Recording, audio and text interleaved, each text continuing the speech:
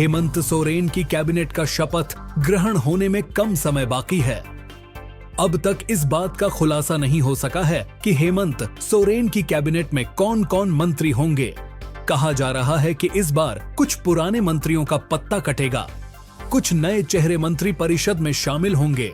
सूत्रों की माने तो बुधवार आज रात तक क्लियर हो जाएगा कि झारखंड की कैबिनेट में कौन विधायक शामिल होने जा रहे हैं। तब तक राजभवन को मंत्री बनने वाले विधायकों की सूची भेजी जा सकती है। मंत्री परिषद में शामिल होने के लिए लॉबिंग तेज हो गई है। कांग्रेस के विधायक दिल्ली में पार्टी के शीर्ष नेतृत्व के संपर्क में हैं, तो जेएमएम के एमएलए मुख्यमंत्री आवास और गुरुजी शिबू सोरेन के पास तक दौड़ भाग कर रहे हैं। मंत्रिमंडल में जेएमएम से 5, कांग्रेस से 4 और राजद से 1 विधायक मंत्री बनने की संभावना जताई जा रही है। इसी बीच राष्ट्रीय जनता दल यानी राजद ने अपने कोटे के मंत्री का ऐलान कर दिया है। राजद से गोड्डा के विधायक संजय कुमार यादव मंत्री बनने जा रहे हैं। राजद ने उनका नाम घोषित किया है। संजय प्रसाद यादव राजद के प्रदेश अध्यक्ष हैं। वह पहली बार मंत्री बनेंगे। राजद की तरफ से देवघर के सुरेश पासवान का नाम चल रहा था, मगर सुरेश पासवान पहले भी मंत्री बन चुके हैं।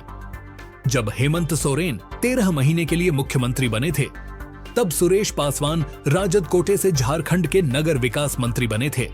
इसलिए उनकी जगह इस बार संजय प्रसाद यादव को तरजीह दी गई है। सुरेश पासवान को विधानसभा में राजद विधायक दल का नेता बना दिया गया है।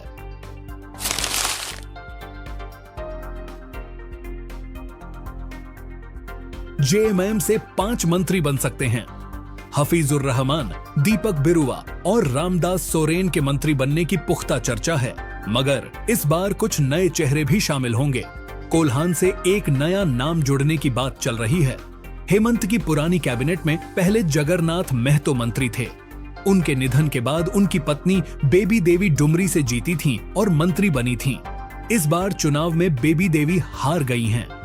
उनकी जगह अब कुड़मी बिरादरी से ईचागढ़ की विधायक सविता महतो के मंत्री बनने की बात सामने आ रही है। सविता महतो जेएमएम कोटे के मंत्रियों को लेकर जो समीकरण है उसमें फिट बैठ रही हैं। सविता महतो को मंत्री बनाने से एक तरफ कोल्हान में मंत्रियों की संख्या 3 हो जाएगी, तो दूसरी तरफ कुड़मी समीकरण भी सज जाएगा। कोल्हान से पहले भी 3 मंत्री थे। बन्ना गुप्ता की हार के बाद उनकी जगह सविता महतो भरेंगी। जेएमएम से एक और नए चेहरे का मंत्री बनना तय बताया जा रहा है। वह नाम है भवनाथपुर के विधायक अनंत प्रताप देव का। माना जा रहा है कि अनंत प्रताप देव इस बार मंत्री बनेंगे। गढ़वा के पूर्व विधायक पूर्व मंत्री मिथिलेश ठाकुर के हार जाने की वजह से अनंत प्रताप देव की लॉटरी लगने की बात कही जा रही है। मिथिलेश ठाकुर के हारने के बाद पलामू प्रमंडल से अब अनंत प्रताप देव मंत्री बन सकते हैं। यह 5 नाम रेस में काफी आगे हैं। इसके अलावा चंदन कियारी के विधायक उमाकांत रजक का नाम भी चल रहा है। उमाकांत रजक ने चंदन कियारी विधानसभा सीट से भाजपा के तत्कालीन नेता प्रतिपक्ष अमर कुमार बावरी को हराया है। इसलिए उमाकांत रजक का कद ऊंचा हो गया है। जेएमएम से युवा चेहरे के तौर पर अमित महतो की भी चर्चा हो रही है।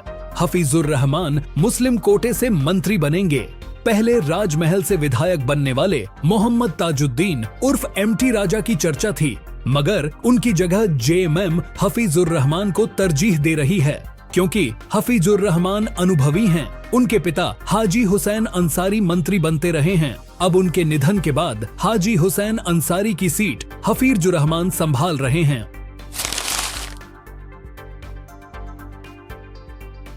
कोल्हान से रामदास सोरेन का पत्ता कटने की बात कही जा रही है। इनकी जगह झुगसलाई के विधायक मंगल कालिंदी या संजीव सरदार का नाम सामने आ रहा है। यह दोनों विधायक दूसरी बार जीत कर आए हैं। रामदास सोरेन को चंपई सोरेन की जगह मंत्री पद दिया गया था, मगर रामदास सोरेन का पत्ता काटना जेएमएम के लिए मुश्किल होगा। रामदास सोरेन झारखंड आंदोलनकारी होने के नाते मजबूत स्थिति में हैं। जेएमएम से पहले ही चंपई सोरेन नाराज हो चुके हैं। रामदास सोरेन पर आंच आती है तो जेएमएम को जवाब देना मुश्किल हो जाएगा। इसीलिए कोल्हान में बदलाव की उम्मीद कम है। झारखंड आंदोलनकारियों को पार्टी तरजीह देती है। अगर 5% संभावना में मान लिया जाए कि रामदास सोरेन की जगह दूसरे विधायक को मंत्री बनाने की नौबत आती है, तो मंगल कालिंदी इस रेस में संजीव सरदार से आगे बताए जा रहे हैं। कांग्रेस से भी नए चेहरे के मंत्री बनने की संभावना है। इस बार छतरपुर से विधायक बने राधा कृष्ण किशोर को कांग्रेस कोटे से मंत्री बनाया जाएगा। राधा कृष्ण किशोर का पक्ष काफी मजबूत माना जा रहा है। कहा जा रहा है कि राहुल गांधी खुद राधा कृष्ण किशोर को मंत्री बनाने के पक्ष में हैं। राधा कृष्ण किशोर दलित वर्ग से आते हैं। इंडिया गठबंधन इस बार दलित बिरादरी को मंत्रिपरिषद में हिस्सा देकर उन्हें अपने साथ जोड़ने की कवायद कर रही है। चर्चा है कि इस बार रामेश्वर उरांव को मंत्री पद मिलना मुश्किल है। हालांकि रामेश्वर उरांव मंत्रिमंडल में आने के लिए लॉबिंग में जुटे हैं। उन्हें वित्त मंत्रालय का अनुभव है, मगर इस बार उनका पत्ता कटने की बात कही जा रही है। उनकी जगह मांडर से दूसरी बार जीत कर आई कांग्रेस के वरिष्ठ नेता बंधु तिर्की की बेटी शिल्पा नेहा तिर्की या नमन विकसल कोंगाड़ी के नाम की चर्चा चल रही है। शिल्पा नेहा तिर्की मंत्री बन सकती हैं। उनके पास काबिलियत है, मगर वह युवा हैं, अधिक अनुभव नहीं है। इस वजह से उनका दावा थोड़ा कमजोर माना जा रहा है। नमन विकसल कोंगाड़ी इनके आगे चल रहे हैं। इरफान अंसारी मंत्री पद की रेस में काफी आगे हैं। उनके नाम पर कोई सवालिया निशान नहीं है। दीपिका पांडेय सिंह को भी रिपीट किए जाने की बात है।